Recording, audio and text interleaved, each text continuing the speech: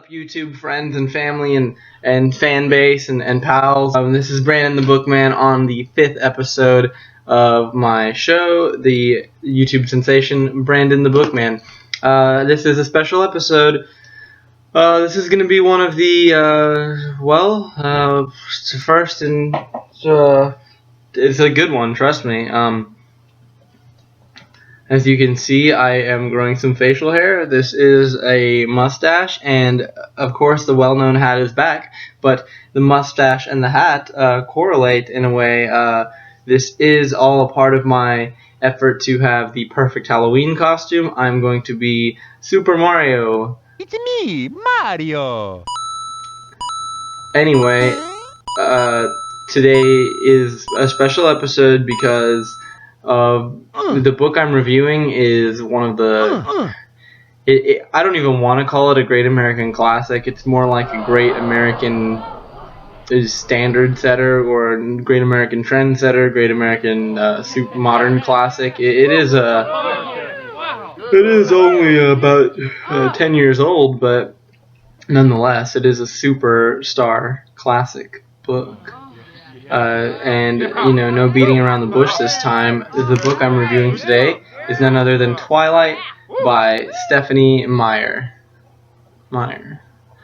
That's funny. That's the kind of like Oscar Mayer, the wiener salesman guy. Not in particular that he's a wiener salesman, but the man who sells lunch meats and other things. I once rode in the Oscar Mayer wiener mobile. And it's kind of not as fun as you'd expect. They drive really slow, and there's no free food. It's not worth it. And either way, don't eat wieners, because don't put that mystery meat in your body. You don't know what could be in there. Toes and bones.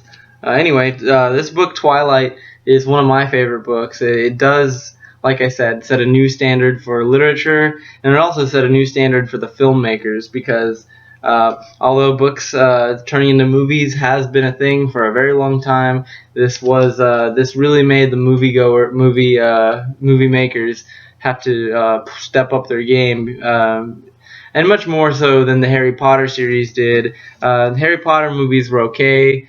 I do, as a book aficionado, I would recommend the books over the movies. The books are very fun and adventurous, but the Harry Potter movies not so great. But the Twilight movies were excellent, as well as the books. The first one in the series, Twilight, probably goes down as my favorite book of all time. And this book's really cool.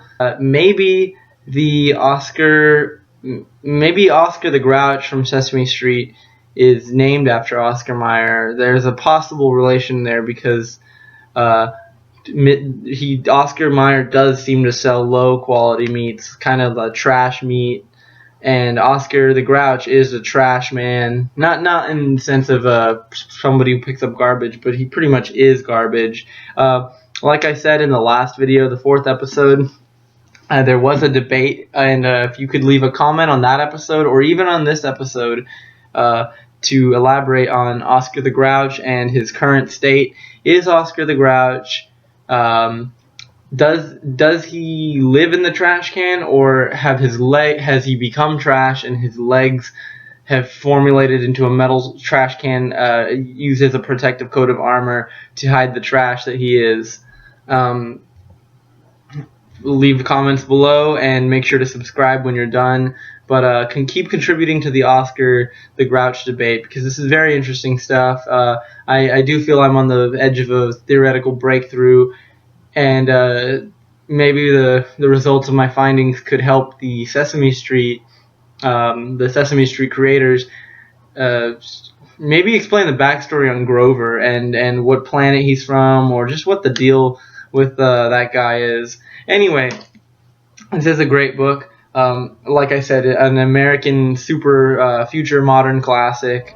It's about a very smart, intuitive, almost genius girl who falls in love with a mysterious man. But it's not even a love at first sight. It's more like a love at the peripheral glance across the campus. It's more like they kind of just she's walking by holding the book, and the eye just kind of goes off in its own direction, and she sees this handsome, pale god man, and it is love at first sight, and it's very interesting. She's almost killed by a car in the beginning of the book, and this mysterious man comes and saves her. Not even man, more like a teenager. Very cool kind of James Dean type figure. Slick, Archie kind of looking guy. He saves her, and so it's love. Okay, I guess love after first save. But anyway, this book, I commend it for adding to the vampire folklore. It is some very interesting theories that these vampires have been around for ages, and that they're kind of super speed and super athletic, super intelligent. She. Well, like I said, the female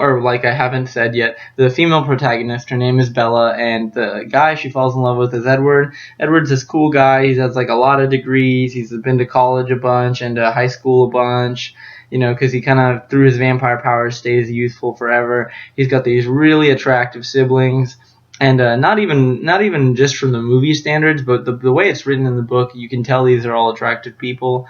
One of the most interesting part of Edward's and really the climax of the book is when he admits not only is he a vampire to Bella, but that he shines in the sun. He takes off his shirt inside this forest, and he's glowing and radiating and sparkly, and it's really a sad moment, because it's when that is when he realized that he could never be accepted in public society, and in a very bold, fresh statement, Bella says, "No, you're beautiful. I don't care if you're a vampire, or if you're pale or sparkly or whatever.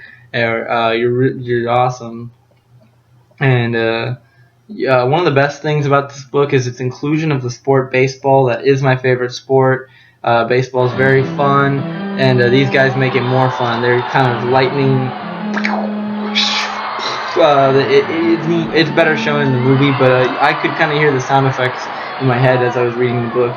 Anyway, I don't want to give away too much of the story, but I'd like to mention there is a character named Jacob who I despise. He does try to steal Edward's girl the whole time. It's very obvious that they're dating, and Jacob is like, tries to pull this whole, "Oh, I'm just your dad's friend, or your dad's friend's son, and we're made to be together," and really it's not. Jacob is intrusive and weird, and I'm Team Edward. I've seen it on many shirts at my favorite store, Hot Topic. Team Edward. I haven't bought one yet, but Team Edward all the way. This is a great book. Like I said, Stephanie Meyer, a great author or authoress.